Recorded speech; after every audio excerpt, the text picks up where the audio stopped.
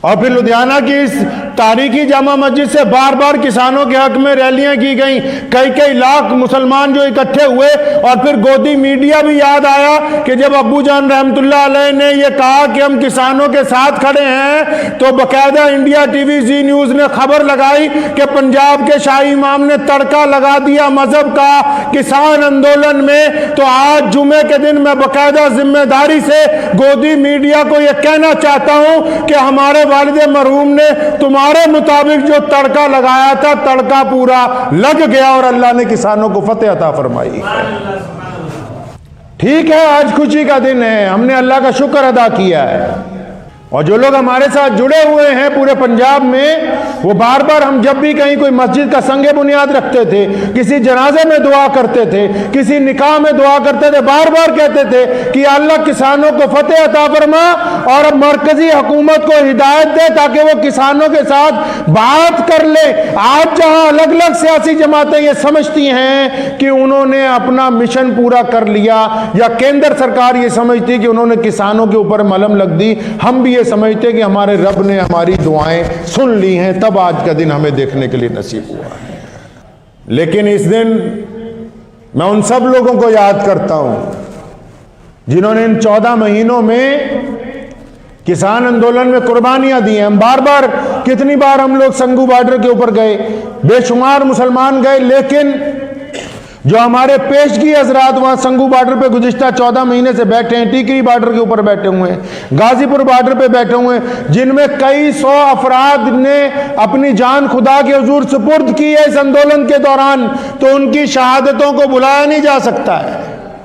ان قربانیوں کو فراموش نہیں کیا جا سکتا ہے جو قربانیاں ان 14 مہینوں میں دی ہیں۔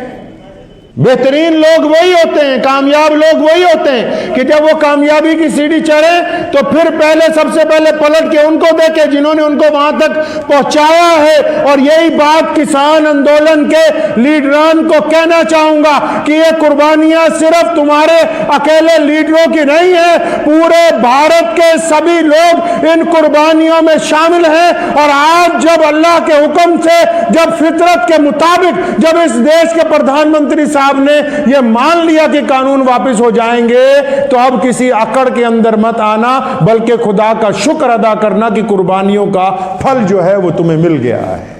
تو ہم بھی ایک بار اللہ تبارک و تعالیٰ کا شکر ادا کرتے ہیں کہ ہم نے بار بار کسان اندولن میں بڑی، میرے والد مرحوم رحمت اللہ علیہ بار بار ہمیں کہتے تھے کہ جس طرح ہم دین کا کام کرتے ہیں اس طرح کسانوں کے ساتھ کھڑے ہو جاؤ۔ میں بار بار پوچھتا تھا کیوں؟ فرمایا کرتے تھے کہ یہ مٹی کا اندولن ہے، یہ زمین کی تحریک ہے۔ پیارے نبی صلی اللہ علیہ وسلم کو زراعت سے بڑا پیار تھا، حضور صلی اللہ علیہ وسلم نے صحابہ کو بارہا فرمایا مختلف لشکروں کو روانہ کرتے ہوئے کہ کھیتیوں کا دھیان رکھنا، کھیتی برباد نہیں ہونی چاہیے کسی قیمت کے اوپر۔ آپ صلی اللہ علیہ وسلم نے خود اپنے ہاتھ سے باغات لگائے، حضور اکرم صلی اللہ علیہ وسلم نے خود فروغ دیا ہے اسے، کیونکہ آج کل کے جو ہمارے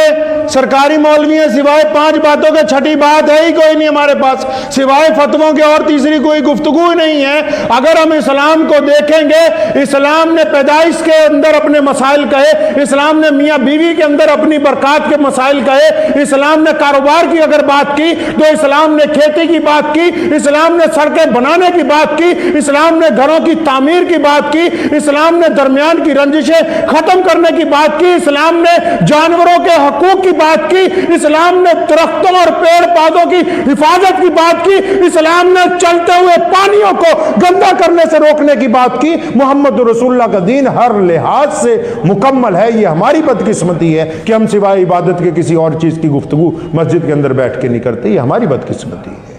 پیارے نبی حضرت محمد رسول اللہ صلی اللہ علیہ وسلم کو اگر ہم پڑھیں گے، حضور صلی اللہ علیہ وسلم نے زندگی کا کوئی شعبہ ایسا نہیں چھوڑا جس کے اندر لوگوں کی رہنمائی نہ کی۔ اگر کوئی کھجور کا باغ لگاتا ہوا ملا، حضور صلی اللہ علیہ وسلم نے اپنے ہاتھ سے بے شمار درخت لگا دیا آپ صلی اللہ علیہ وسلم۔ یہاں تک فرمایا کہ چلتے دریا کے اندر کوئی گندگی نہ ڈالے، اور فرمایا دریا کے کنارے بھی اگر تم بیٹھ جاؤ تو وضو کے لیے صرف اتنا پانی لینا جتنی ضرورت ہے، باقی پانی کو ضائع نہیں کرنا۔ یہ گفتگو کون کرے گا؟ ہمارے پاس تو گفتگو کوئی نہیں بچی سوائے اس کے کہ ہم مر گئے، لٹ گئے، کچھ نہیں ہوا۔ ہم زندہ قوم ہیں اور قیامت تک زندہ رہیں گے انشاءاللہ تعالی۔ दुश्मन की साजिशें ये बताती हैं कि हम कामयाब हैं। नमाज के खिलाफ प्रचार ये बताता है कि हम कामयाब हैं। हुज़ूर सल्लल्लाहु अलैहि वसल्लम के खिलाफ नौज़ बिल्लाह अगर कोई गुफ्तगू करता है, इसका मतलब रसूलुल्लाह सल्लल्लाहु अलैहि वसल्लम की उम्मत आप सल्लल्लाहु अलैहि वसल्लम के तरीके पर चल रही है। तो कोशिश करें कि इंशाअल्लाह ताला जो आप सल्लल्लाहु अलैहि वसल्लम की सुन्नतें हैं इनको हम अपनी ज़िंदगी में ढालेंगे नहीं इंशाअल्लाह। हमारा किरदार हुज़ूर अकरम सल्लल्लाहु अलैहि वसल्लम की सीरत बयान करें। वक्त भी हो गया है, दुआ कीजिए कि ये किसान आंदोलन जो मुकम्मल हुआ है इसके अच्छे नताइज दुनिया के सामने आए,